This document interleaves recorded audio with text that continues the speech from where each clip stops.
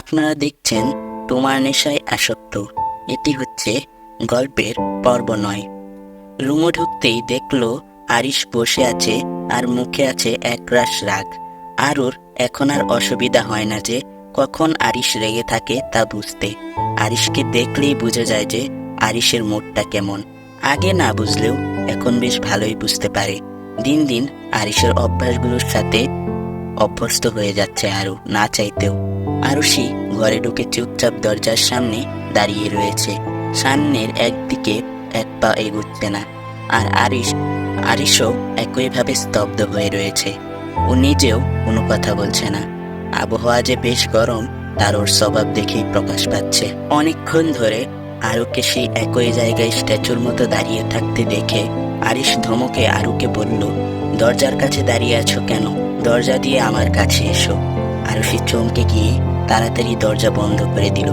দিয়ে আরিশের সামনে গিয়ে দাঁড়ালো ভয়ে ভয়ে। আরিশ বলল, এতক্ষণ নিচে তুমি কি করেছিলে? আর আমি 12 মিনিট 37 সেকেন্ড ধরে তোমার জন্য অপেক্ষা করছি। আমাকে এরকম অপেক্ষা করে রাখার মানে কি সেটা কি জানতে পারি? যদি আপনার আমার উপর আবার দয়া হয়, আপনার তো আবার দয়া মায়ার স্বভাব। আরুষি বলল, এভাবে আপনি কেন বলছেন? আসলে আপনার মা মানে আন্টি, উনি তো আমার সঙ্গে কথা বলছিলেন। আমাকে আটকে রেখেছিলেন বলে আমি আসতে পারিনি। আরিশ এবার উঠে দাঁড়ালো। উঠে দাঁড়িয়ে ক্রমশ আরুর দিকে ধীর পায়ে এগিয়ে যেতে লাগলো। আর আরু তত পিছিয়ে যেতে লাগলো। আরিশ বলল, মা না ডাকলে বুঝি আমার কাছে চলে আসতে এক্ষুনি? আরুষি বলল, আপনি আমার দিকে এগিয়ে আসছেন কেন? আরিশ বলল, এই যে এখনই তুমি বললে যে মামুনি আটকে না রাখলে তুমি আমার কাছে আসতে, তার জন্যই তো তোমার কাছে যাচ্ছি। বলতে বলতে এক পর্যায়ে আরুর পিঠ দেয়ালের সাথে ঠেকে যায়। আরু বলল, আপনি আমার দিকে এগিয়ে আসবেন না, প্লিজ সরে দাঁড়ান, আমার খুব ভয় করছে। আরিশ দাঁতে দাঁত চেপে বলল, তাহলে আমার কথার অবাধ্য কেন হও? আমাকে যখন এতই ভয় পাও, মনে হয় না যে উনি বলে গেছেন ঘরে আসতে তাড়াতাড়ি, তাই আমি তাড়াতাড়ি যাই? আরুষি বলল, তাই বলে আপনি আমাকে এত বকাঝকা করবেন? আর মাত্র 12 মিনিট তো। আরিশ বলল, সময়টা তোমার কাছে মাত্র মনে হলেও আমার কাছে অনেক। সময়ের মূল্য দিতে তুমি জানো? জানো না। জানলে আমার ধৈর্যের পরীক্ষা নিতে না। আরও বুঝতে পারলো না যে মাত্র 12 মিনিটে কি এমন আসে যায় যে যার জন্য আরিশ ওকে এত কথা শোনাচ্ছে। আরিশ বলল, নেক্সট টাইম যদি আমার কথা মতো না চলো তো ওই ব্যালকনি দেখছো, ওখান থেকে ধাক্কা মেরে ফেলে দেব।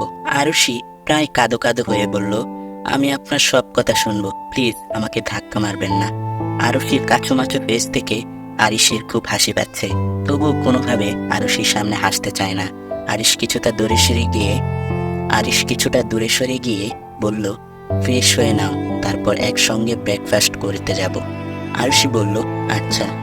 দুপুরের সময় আরিশ সকালবেলা ব্রেকফাস্ট করে অফিস চলে গেছে। খুব একটা ইম্পর্টেন্ট মিটিং আছে। আর সানা আর আরিশের মাও বাড়িতে নেই, শপিংয়ে গেছেন। কালকে আরুষির ও আরিশের বউ ভাত বলে সব কেনাকাটা করতে গেছেন ওদের জন্য। সবকিছু এত তাড়াতাড়ি হয়ে গেল যে তাই অতি দ্রুত হাতে সব কাজ নিজেরাই সামলাচ্ছে। কাজের লোকগুলো যে যার মতো কাজে ব্যস্ত। খুব একটা বেশি কাজের লোক বাড়িতে নেই, দুটোই রয়েছে। একজন বাগান পরিষ্কার এবং গাড়ি ধোয়ার এই সমস্ত কাজের জন্য, একজন ঘর পরিষ্কার করার জন্য। এত বড় বাড়ি একা পরিষ্কার করা সম্ভব নয়, যে কারণে রান্না করার জন্য আরিশের মা কাউকে রাখেননি। তার কারণ আরিশের বাবা আরিশের মায়ের হাতে রান্না খেতে খুব পছন্দ করেন, অন্যের হাতে রান্না খুব একটা খান না। তাই সকাল, দুপুর ও রাত্রেবেলা রান্নাটা আরিশের মা নিজেই করেন।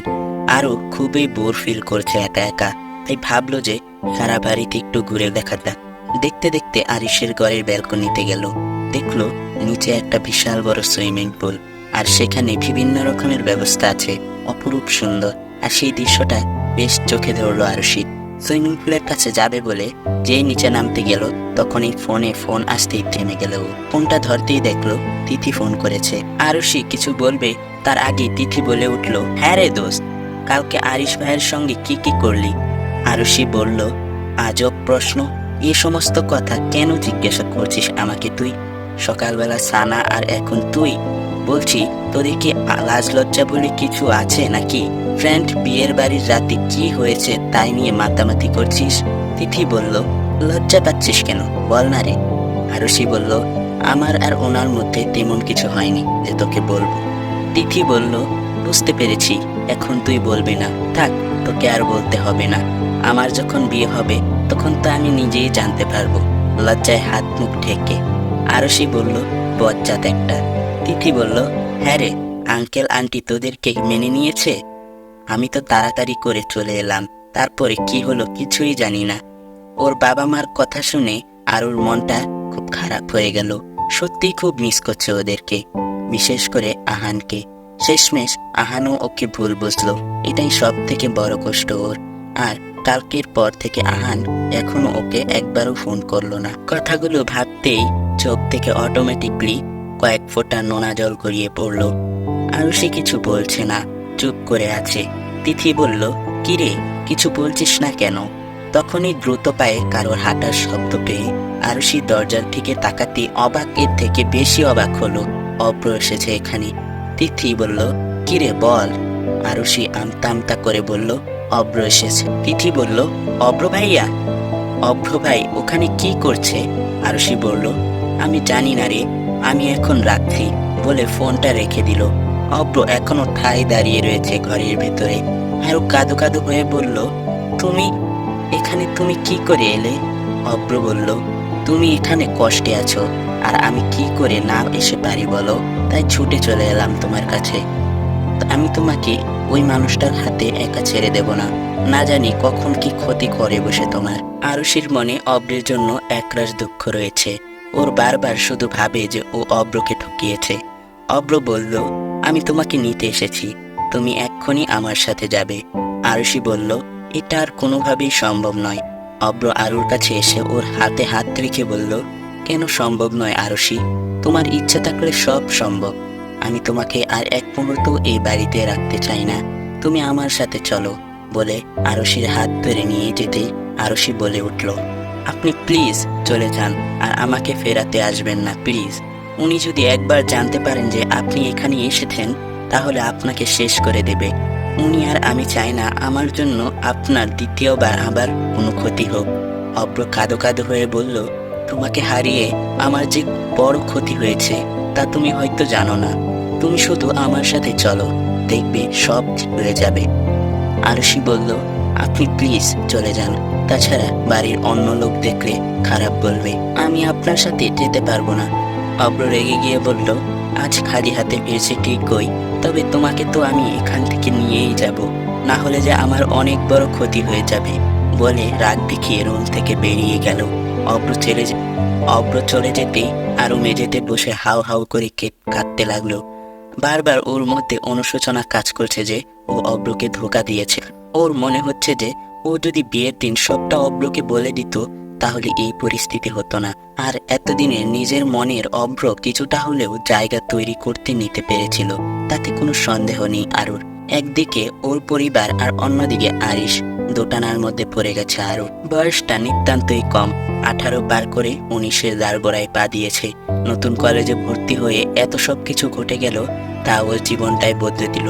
এমনটাও কখনো চাইনি, সুখে শান্তিতে একটা মানুষের সঙ্গে সংসার করতে চেয়েছিল, কিন্তু সবকিছুই যেন কেমন ওলট পালট হয়ে গেল। বারে বসে ড্রিঙ্কস করছে অব্র, চোখ মুখ লাল হয়ে আছে, নিজের মধ্যে কোনো হুঁশই নেই। চারদিকে মেয়েদের নাচ দেখতে মগ্ন, একটা অন্য জগতে যেন চলে গেছে ও। আশেপাশে কি হচ্ছে তার সম্বন্ধে কোনো ধারণাই নেই। হঠাৎই নাকের উপর একটা ঘুষি দিতে গল গল করে রক্ত বেরিয়ে লাগলো নাক দিয়ে।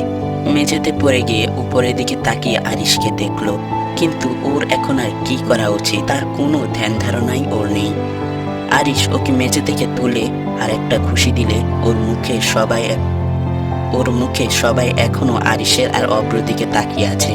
শহরে কম বেশি সবাই আরিশকে জানে আর চেনে, আর তাই সবাই এখন অবাক। অব্রের জামার কলার ধরে বলল, তোর সাহস হয় কি করে আমার বাড়িতে গিয়ে আমার বেডরুমে ঢুকে আমার বউকে তোর কাছে নিয়ে আসার কথা বলার? অব্র বলল, যা করেছি বেশ করেছি, আরো করব। শুধু তোর বেডরুম কেন, তোর বউয়ের শরীরটা চিরে করে খাবো, তখন দেখবি তুই কিছুই করতে পারবি না। আরিশ অব্রকে ধরে বেধড়ক পেটাতে লাগলো। কথাটা যেন ওর বুকের মধ্যে তীরের মতো বিঁধেছে। আশেপাশের লোকজন আরিশকে থামালো। মার খেয়ে মাটিতে পড়ে আছে অব্র। আরিশ বলল, আর যদি তোকে কখনো আমার বউয়ের আশেপাশে দেখেছি তো সেই দিনই তোকে শেষ করে দেব বলে বেরিয়ে গেল ওখান থেকে। আরিশের মাথায় যেন রক্ত উঠে গেছে। ঠিক বলেন, হিতাহিত জ্ঞান ওর এখন নেই। একদিকে রাত অনেক হয়ে গেছে, প্রায় 11টা ছুঁই ছুঁই। এখনো বাড়িতে যায়নি আরিশ। প্রচন্ড স্পিডে গাড়ি চালিয়ে বাড়িতে গেল আরিশ। ওর বাবা মাও অপেক্ষা করতে করতে অবশেষে না পেরে ঘরে চলে গেছেন। অবশ্য আরও যে অপেক্ষা করে আছে তেমনটি নয়। ভালো লাগছে না বলে ঘরে না থেকে সুইমিং পুলে নিজের পা দুটো ডুবিয়ে বসে আছে আরুষি। কিছুটা হলেও রিল্যাক্স ফিল করছে এখন। রুমে ঢুকে আরুষিকে খুঁজে না পেয়ে ব্যালকনির দিকে নজর পড়লো। দেখলো যে আরুষি নিচে বসে আছে জলে পা ডুবিয়ে। এত রাতে ও রুমে না গিয়ে সুইমিং পুলে দেখে আরিশের রাগ আরো বেশি বেড়ে গেল। দ্রুত পায়ে সুইমিং পুলের পাশে গিয়ে পিছন থেকে আরুষিকে জলের মধ্যে ধাক্কা মারলো আর নিজেও জলে নেমে পড়লো। তো এই ছিল এই গল্পের পর্ব 9। তো পরবর্তী পর্ব খুব শীঘ্রই আসবে, তার জন্য এই চ্যানেলে চোখ রাখবেন। সবাইকে জানাচ্ছি ধন্যবাদ।